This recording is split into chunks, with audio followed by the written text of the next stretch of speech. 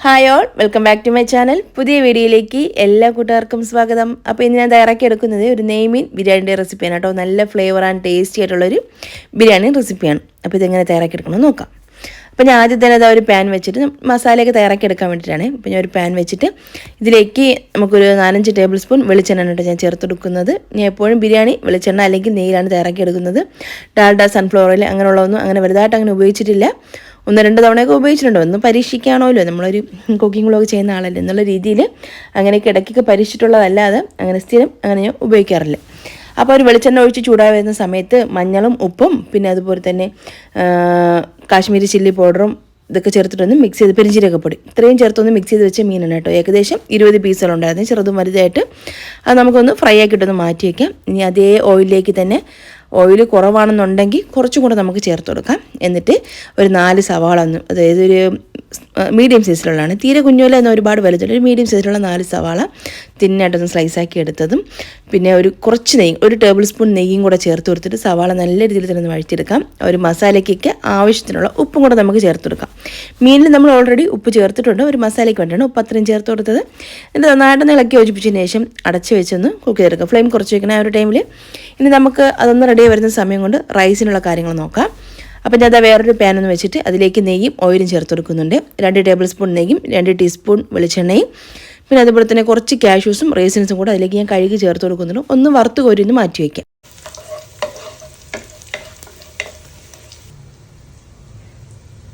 ഇനി അതേ നെയ്യിലോട്ട് തന്നെ നമ്മൾ കഴുകി ഊറ്റി വെച്ചിട്ടുള്ള കൈമ റൈസാണ്. ഒരു 3 കപ്പ് ഞാൻ എടുക്കുന്നുണ്ട്. ഞാൻ അങ്ങനെ കുതിർന്ന് വരാനായിട്ടൊന്ന് മാറ്റി വെച്ചിട്ടില്ലായിരുന്നു, നന്നായിട്ട് കഴുകിയതിന് ശേഷം ഒന്ന് ഡ്രെയിൻ ചെയ്ത് വെച്ചതാണ്. ആ ഒരു 3 കപ്പ് കൈമ റൈസും ആവശ്യത്തിന് ഉപ്പും പട്ട, ഗ്രാമ്പു, ഏലക്ക ഇത്രയും കൂടെ ചേർത്ത് കൊടുക്കുന്നുണ്ട്. എന്നിട്ട് നന്നായിട്ടൊന്ന് വറുത്തെടുക്കാം. ഒരു 6-7 മിനിറ്റിനൊന്ന് വറുത്തെടുക്കണേ. വെള്ളം നന്നായിട്ട് കളഞ്ഞിട്ട് വേണം നമ്മളിങ്ങനെ വറുത്തെടുക്കാൻ വേണ്ടിയിട്ട്. പിന്നെ എന്നിട്ട് അതൊന്ന് ഒരു 5-6 മിനിറ്റ് ഒന്ന് വറുത്തതിന് ശേഷം ഞാൻ ഇതിലേക്ക് തിളച്ച വെള്ളമാണ് ചേർത്ത് കൊടുക്കുന്നത്. 3 കപ്പ് റൈസിന് 6 കപ്പ് വെള്ളം എന്ന അളവിലാണ് ചേർത്ത് കൊടുക്കുന്നത്. എനിക്ക് കറക്റ്റ് പാകത്തിന് തന്നെ റൈസ് കറക്റ്റായിട്ട് വെന്ത് കിട്ടാറുണ്ട്. നല്ലോണം ഉണങ്ങി അരിക്കാണെന്നുണ്ടെങ്കിൽ ഒരു 1/2 കപ്പ് നമ്മൾ എക്സ്ട്രാ ചേർത്ത് കൊടുക്കേണ്ടി വരും റൈസ് ഒന്ന് വെന്ത് കിട്ടാൻ വേണ്ടിയിട്ട്. അപ്പോൾ ഇതെല്ലാം കൂടി ചേർത്ത് നന്നായിട്ടൊന്ന് ഇളക്കി യോജിപ്പിച്ചതിന് ശേഷം നമുക്ക് ഈ ഒരു ടൈമിൽ ഉപ്പ് നോക്കാം കേട്ടോ. ഉപ്പ് പാകമാണെന്ന് നോക്കാം. ഉപ്പ് എപ്പോഴും ഒരല്പം മുന്നിട്ട് നിൽക്കുന്നതായിരിക്കും നല്ലത് ബിരിയാണിക്കൊക്കെ. അപ്പം ആ ഒരു റൈസിൽ ഉപ്പ് ഇത്തിരി കൂടുന്നത് നല്ലതാണ് കേട്ടോ. അപ്പോൾ ഒന്ന് നോക്കാം, കുറവാണെന്നുണ്ടെങ്കിൽ മാത്രം നമുക്ക് ചേർത്തെടുക്കാം. അല്ല പാകമാണെന്നുണ്ടെങ്കിൽ അടച്ച് വെച്ചിട്ടൊരു 10-15 മിനിറ്റോളം ഒന്ന് വേവിച്ചിട്ടെടുക്കാം. വെള്ളം വറ്റുമ്പോൾ നമ്മൾ ഫ്ലെയിം കുറച്ച് വയ്ക്കണേ. എന്നിട്ട് ആ ഒരു ചെറിയ തീരിരുന്നിട്ട് വേണം റൈസ് ഒന്ന് കുക്കായി വരാൻ വേണ്ടിയിട്ട്. അപ്പോൾ ഇതിനിടയ്ക്ക് ആ ഒരു സവാളയൊക്കെ നല്ല രീതിയിലൊന്ന് വേണ്ടൊന്ന് റെഡിയായി വന്നിട്ടുണ്ട്. ഇനി നമുക്ക് ഒരു ഇഞ്ചി, വെളുത്തുള്ളി, പച്ചമുളകും കൂടെ ചതച്ചെടുത്തിട്ടുള്ള കൂട്ടാണ്. ഒരു 4-5 പച്ചമുളകും 2 വെളുത്തുള്ളി ഫുള്ളായിട്ട് എടുക്കാം. ഒരു കഷ്ണം ഇഞ്ചി ഇത്രയും കൂടെ ചേർത്തിട്ട് ചതച്ചെടുത്തിട്ടുള്ള കൂട്ടാണ്. ആ ഒരു കൂട്ടും കൂടെ ചേർത്തിട്ട് നല്ല രീതിയിൽ തന്നെ ഒന്ന് വഴറ്റി അതിൻ്റെ ഒരു പച്ച ചുവയ്ക്കൊന്ന് മാറി വരുന്നവരൊന്ന് വഴറ്റിയെടുക്കണം.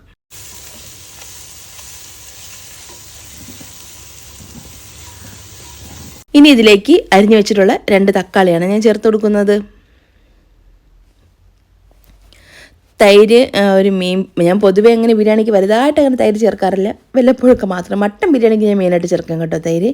ചിക്കൻ ആയിരുന്നാൽ പോലും മീനായിരുന്നാൽ പോലും എപ്പോഴൊന്നും ചേർക്കാറില്ല, ചിലപ്പോൾ തോന്നുമ്പോൾ മാത്രം ചേർക്കാം. മീൻ ഞാൻ ഒട്ടും ചേർത്തിട്ടില്ല കേട്ടോ ഇതുവരെയ്ക്കും. എനിക്ക് അതിൻ്റെ ടേസ്റ്റ് എനിക്ക് അറിവുണ്ട് എങ്ങനെ ഉണ്ടാവുന്നില്ല, ഞാൻ ഇതുവരെ ചേർത്തിട്ടില്ല അങ്ങനെ തൈര്. നാരങ്ങ നീരില്ലെങ്കിൽ വിനാഗിരി ചേർത്ത് കൊടുക്കാറുണ്ട്, അല്ലെങ്കിൽ ഇതുപോലെ തക്കാളി കൂടുതൽ ചേർക്കാറുണ്ട് കേട്ടോ. അപ്പോൾ 2 തക്കാളി ചേർത്തിട്ട് ഒന്ന് വഴിച്ചിട്ട് അതിലേക്ക് നമുക്ക് കുറച്ച് മല്ലിയിലയും കുറച്ച് പുതിനയിലയും ചേർത്ത് കൊടുക്കാം. പുതിനയില കുറച്ച് ചേർക്കണം, എപ്പോഴും ബിരിയാണിക്ക് മല്ലിയില നമുക്ക് കുറച്ച് കൂടുതൽ ചേർത്തെടുക്കാം. ചെറിയൊരു കൈപ്പിടി പുതിനയിലയും ഒരു കൈപ്പിടി നിറച്ചും മല്ലിയിലയും കൂടെ ചേർത്ത് കൊടുത്തിട്ട് നന്നായിട്ടൊന്ന് വഴിച്ചെടുക്കാം. ഇതിൻ്റെയൊക്കെ സ്മെല്ല് ഇഷ്ടമില്ലാത്തവരാണെന്നുണ്ടെങ്കിൽ ഇതൊന്നും ചേർക്കണമെന്ന് ഒരു നിർബന്ധമില്ല കേട്ടോ. അപ്പം അത് ഇത്രയും കൂടെ ചേർത്ത് കൊടുത്തിട്ട് നന്നായിട്ടൊന്ന് വഴിച്ചെടുക്കാം. ഇനി ഇതിലേക്ക് ഒരു 1/2 ടീസ്പൂണോളം കുരുമുളകിൻ്റെ പൊടിയാണ് കേട്ടോ ചേർത്ത് കൊടുക്കുന്നത്. പിന്നെ നമുക്കിതിലേക്ക് ഒരു 1.5 ടീസ്പൂണോളം ഗരം മസാല പൊടിയും കൂടെ ചേർത്തെടുക്കാം. പട്ട, ഗ്രാമ്പൂ, ഏലക്ക പിന്നെ കുറച്ച് പെരിഞ്ചീരകം കൂടെ ഞാൻ ചേർത്തിട്ടാണ് കേട്ടോ പൊടിച്ച് വെച്ചിട്ടുള്ളത്. വറുത്തിട്ട് പൊടിച്ച് വെച്ചിട്ടുള്ള ഒരു ഗരം മസാല പൊടിയാണേ, അതും കൂടെ ചേർത്തെടുക്കാം. എന്നിട്ട് നന്നായിട്ടൊന്ന് വഴിച്ചെടുക്കാം. ഇനി നമുക്കിതിലേക്ക് കുറച്ച് വെള്ളം ചേർത്ത് കൊടുക്കാം. ഒരു 1/4 കപ്പോളം തിളച്ച വെള്ളം തന്നെ ചേർത്ത് കൊടുക്കണേ. എന്നിട്ട് നന്നായിട്ട് ഇളക്കി യോജിപ്പിച്ച് നല്ല രീതിയിലൊന്ന് തിളച്ച് വരുന്ന സമയത്ത് നമുക്കതിലേക്ക് ഫ്രൈ ആക്കി വെച്ചിട്ടുള്ള ഒരു ഫിഷും കൂടെ ഇതിലേക്ക് ചേർത്ത് കൊടുക്കണം. മീൻ ചേർത്തിട്ട് നമ്മളിത് അടച്ചു വെച്ച് ഒരു അരമണിക്കൂറിലല്ലോ കുറച്ച് നല്ലോണം ഫ്ലെയിം കുറച്ച് ഒരു 10-15 മിനിറ്റ് ഒന്ന് മാറ്റി വയ്ക്കണേ. അപ്പോൾ അതിന് എണ്ണയൊക്കെ ഒന്ന് തെളിഞ്ഞ് പാകമായിട്ട് കിട്ടും. അതാണ് ആ ഒരു മസാലയുടെ കറക്റ്റ് പാകം എന്ന് പറയുന്നത്.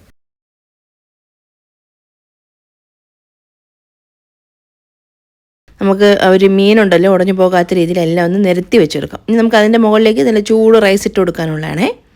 അപ്പോൾ അതിനനുസരിച്ചിട്ട് ഫിഷ് ഇതുപോലെ ഒന്ന് നിരത്തി ഒന്ന് വെച്ചെടുക്കാം. നമ്മൾ മിക്സ് ചെയ്യുന്ന സമയത്ത് മീനൊന്നും പൊട്ടിപ്പോകാതെ വേണം എടുക്കാൻ വേണ്ടിയിട്ട്. അപ്പോൾ ഞാൻ എല്ലാ മീനും ഒരുപോലെ ഒന്ന് നിരത്തി വെച്ച് കൊടുത്തിട്ടുണ്ടേ. എന്നിട്ട് നമുക്ക് അടച്ച് വെച്ചിട്ടൊരു 10-15 മിനിറ്റ് ഒന്ന് മാറ്റി വയ്ക്കാം കേട്ടോ. അപ്പോൾ റൈസ് ഒന്ന് റെഡിയാകും അതിനിടയ്ക്ക് തന്നെ. എണ്ണയൊക്കെ ഒന്ന് തെളിഞ്ഞ് പാകമായി വന്നിട്ടുണ്ട് ഒരു മസാല. ഇനി നമുക്കത് വേവിച്ച് വെച്ചിട്ടുള്ള റൈസ് ഇതിലേക്ക് ചേർത്ത് കൊടുക്കാം. റൈസ് ചേർത്തിട്ട് നമുക്ക് വേണമെങ്കിൽ 20-25 മിനിറ്റോളം നല്ലോണം ഫ്ലെയിം കുറച്ച് വെച്ചിട്ട് നല്ലോണം അടച്ച് കവർ ചെയ്തിട്ട് ഒരു 10-15 മിനിറ്റോ അല്ലെങ്കിൽ 20 മിനിറ്റോ ദമ്മിട്ടെടുക്കാം. അല്ലെന്നുണ്ടെങ്കിൽ ഫ്ലെയിമൊക്കെ ഓഫ് ചെയ്തിട്ട് നമ്മളിതെല്ലാം വെച്ചതിന് ശേഷം ഫ്ലെയിം ഓഫ് ചെയ്തിട്ട് അരമണിക്കൂർ അങ്ങനെ മാറ്റി വെച്ചാലും മതി. രണ്ടായാലും ഓക്കെയാണ് കേട്ടോ. പിന്നെ ഞാൻ കുറച്ചൊന്ന് ദമ്മിട്ടെടുക്കുന്നുണ്ട്. അപ്പോൾ ആ ഒരു ചോറെല്ലാം ഇതിൻ്റെ മുകളിലേക്കൊന്ന് വെച്ചിട്ട് നന്നായിട്ട് നിരത്തി കൊടുക്കാം. വേവിച്ച റൈസ് എല്ലാം ആ ഒരു മസാലയുടെ മുകളിലോട്ട് ഞാൻ വെച്ച് കൊടുത്തിട്ടുണ്ട്. ഒന്ന് നിരത്തിയതിന് ശേഷം അതിലേക്ക് വീണ്ടും ഒരു 1-2 ടേബിൾ സ്പൂൺ നെയ്യ് ചേർത്തെടുക്കാം. കുറച്ച് മല്ലിയിലയും പുതിനയിലയും അരിഞ്ഞതൊക്കെ ചേർത്തെടുക്കാം. ആ ഒരു സ്മെല്ല് ഇഷ്ടമുണ്ടെങ്കിൽ മാത്രം ചേർത്താൽ മതി കേട്ടോ. പിന്നെ നമ്മൾ നേരത്തെ വറുത്ത് മാറ്റി വെച്ചിട്ടുള്ള കാഷ്യൂസും റൈസിൻസൊക്കെ ചേർത്ത് കൊടുത്തിട്ട് വേണമെങ്കിൽ കുറച്ച് ഗരം മസാലപ്പൊടിയും കൂടി ഇതിൻ്റെ മുകളിലേക്ക് ഇട്ട് കൊടുക്കാം. അല്ലെങ്കിൽ നിർബന്ധമില്ല കേട്ടോ, നമ്മൾ ഓൾറെഡി മസാലയിലേക്ക് ഇട്ടിട്ടുണ്ട് ആവശ്യത്തിന്. എന്നിട്ട് ഫോയിൽ പേപ്പർ കൊണ്ടൊന്ന് കവർ ചെയ്ത് അടച്ചു വെച്ചിട്ട് ഒരു 15-20 മിനിറ്റ് ഒന്ന് ലോ ഫ്ലെയിമിൽ തമ്മിട്ട് എടുത്തിട്ടുണ്ട്. അല്ലെങ്കിൽ ഫ്ലെയിം ഓഫ് ചെയ്തിട്ട് അങ്ങനെ വെച്ചിരുന്നാലും മതി. മറക്കും. അത് കഴിഞ്ഞ ശേഷം നമ്മൾ എപ്പോഴാണോ കഴിക്കുന്നത് ആ ഒരു ടൈമിൽ നന്നായിട്ടൊന്ന് മിക്സ് ചെയ്ത് എടുത്താൽ മതിയാകും. അപ്പോൾ ഇത് ആ ഒരു ഫോയിൽ പേപ്പറും ആ ഒരു അടപ്പൊക്കെ ഒന്ന് മാറ്റിയിട്ട് ജസ്റ്റ് ഒന്ന് ഇളക്കുന്നുണ്ടേ. മീൻ പൊടിഞ്ഞു പോകാതെ എടുക്കണം കേട്ടോ. നമ്മൾ ചിക്കനും ഒരു പ്രോൺസൊക്കെ ഇളക്കുന്നത് പോലെ പറ്റില്ല. ജസ്റ്റ് പതിയെ ഒന്ന് ചോറ് മുകളിലുള്ള ചോറിന് സൈഡിലോട്ടൊന്ന് മാറ്റിയിട്ട് ആ മീനൊന്നും പൊട്ടിപ്പോകാതെ ഒന്ന് എടുത്ത് വെച്ചാൽ മതിയാകും കേട്ടോ. 1-2 പൊട്ടിപ്പോകും, അത് സ്വാഭാവികം. അപ്പോൾ അതൊന്ന് സൈഡിലോട്ടൊന്ന് ആക്കി വയ്ക്കുന്നുണ്ടേ. അപ്പോൾ എന്നിട്ട് എല്ലാം കൂടെ ഒന്ന് മിക്സ് ചെയ്തിട്ട് നമുക്ക് സെർവ് ചെയ്യാം. അപ്പോൾ എന്തായിരുന്നാലും ഈ ഒരു റെസിപ്പിയും വീഡിയോ ഇഷ്ടമായിട്ടുണ്ടെങ്കിൽ മറക്കാതെ തന്നെ ഒരു ലൈക്കും ഷെയറും കമൻറ്റൊക്കെ ചെയ്തൊന്ന് സപ്പോർട്ട് ചെയ്യണേ. അപ്പോൾ ഈ വീഡിയോ കണ്ട എല്ലാ കൂട്ടുകാർക്കും